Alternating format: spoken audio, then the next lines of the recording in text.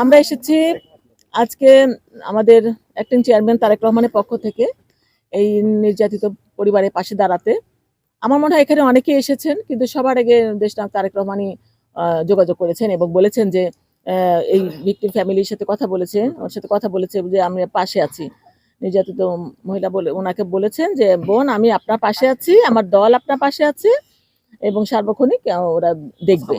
হ্যাঁ, তো আপনার যে কোনো সুবিধা অসুবিধা বলছে আমার যতটুকু সম্ভব আমি দেখার চেষ্টা করব। তো তারপরে আমাদের দলের অনেকেই এসেছেন, আপনাকে সহযোগিতা করেছেন আমাদের দেশ মানে অ্যাক্টিং চেয়ারম্যানের পক্ষ থেকে। এবং ওই দিন রাত্রে উনি আমাকে গত পরশুদিন রাত্রে আমাদের অ্যাক্টিং চেয়ারম্যান আমাকে ফোন করেছিলেন যে ভাবি আপনি একটু যান ওই নির্যাতিত ফ্যামিলির পাশে একটু দাঁড়ান। তো আমি তার পক্ষ থেকে এসেছি, যে তারেক রহমানের পক্ষ থেকে এসেছি যে আমরা জাতীয়তাবাদী দল আপনার পাশে আছে। কারণ যেখানেই নির্যাতন হচ্ছে, নারী নির্যাতন বা যে কোনো নির্যাতন, আমরা কিন্তু জাতীয়তাবাদী দল পাশে আছে। এবং আমরা দেখেন দেশে থেকে অনেক খবর পাই না ঠিক মতো। আপনার খবরটা যেমন আমি চেয়ারম্যান আমাকে বললেন পরশুদিন, আমি জানলাম, কিন্তু চেয়ারম্যান কিন্তু শুধু বিদেশে বসে উনি ঠিকই উনি জানতে পেরেছেন। এবং উনি তখন এই যে আমানের সাথে কথা বলেছে, আমানের মাধ্যমে আপনার সাথে কথা বলেছে এবং আমাদের নেতৃবৃন্দ তারপরে এসছে, অনেক অন্য দলেরও হয়তো এসছে, কিন্তু সবার আগে কিন্তু তারেক রহমানই আপনার খোঁজ নিয়েছেন। তো এইটা হলো আমাদের জাতীয়তাবাদী দল, যেটা আমরা সবসময় মানে সুখ দুঃখ ভাগ করে নিতে চাই, যে এটা আমার একার কিছু না, আমরা যেন সবাই সবাই মিলে যেন আমরা ভালো থাকতে পারি। এই যে ঘটনাটা ঘটেছে, এটা তো ঘটার কথা ছিল না। তো আমরা যদি পাশে থাকি, আস্তে আস্তে হয়তো জিনিসগুলো কমতে পারে। যে আমরা মানে অনেকে মনে করে না যে একটা ঘটনা ঘটে গেল, এর পাশে কেউ নাই। তো সেইটা যেন না ভাবে কেউ যে পাশে নাই, আমরা পাশে আছি, জাতীয়তাবাদী দল আছে, আমাদের অ্যাক্টিং চেয়ারম্যান তারেক রহমান আছেন। তো আমি সেজন্য এসেছি, কারণ উনি এত মানে ছোটখাটো খুঁটিনাটি বিষয়গুলো খেয়াল করেন ওখানে থেকে।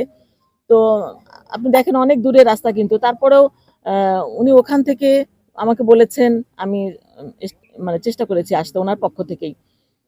তো এই জিনিসগুলো তো উনি আমাদেরকে বলছেন যে যেহেতু উনি ওখান থেকে পারছেন না, কিন্তু উনি ওখান থেকে খোঁজ খবর নিচ্ছেন এবং আমাদের মাধ্যমে এটা উনি চেষ্টা করছেন যে এই যোগাযোগগুলা অব্যাহত রাখতে। তো আমি আজকে এসেছি, আবার আরেকজন আসবে, এরকম আপনার চলতে থাকবে। আপনি কোনো ভয় পাবেন না। আপনাকে তো বলেছে আমাদের অ্যাক্টিং চেয়ারম্যান তারেক রহমান যে আপনার পাশে আছে। আপনি বলেছেন আপনার ছোট ছোট বাচ্চা, কয়টা বাচ্চা এখন আপনার? 3টা বাচ্চা। আপনার স্বামী নাই। হ্যাঁ, তো আমরা যতখানি পারবো সর্বাত্মক মানে চেষ্টা করবো জাতীয়তাবাদী দল। আমাদের খালেদা জিয়া, আমাদের দেশনেত্রী খালেদা জিয়া, উনিও কিন্তু সবসময় নারী নির্যাতনের বিপক্ষে দাঁড়াতেন এবং আমাদের বলতেন যেখানেই নারী নির্যাতন সেখানেই তোমরা মহিলা দল দাঁড়াবে গিয়ে।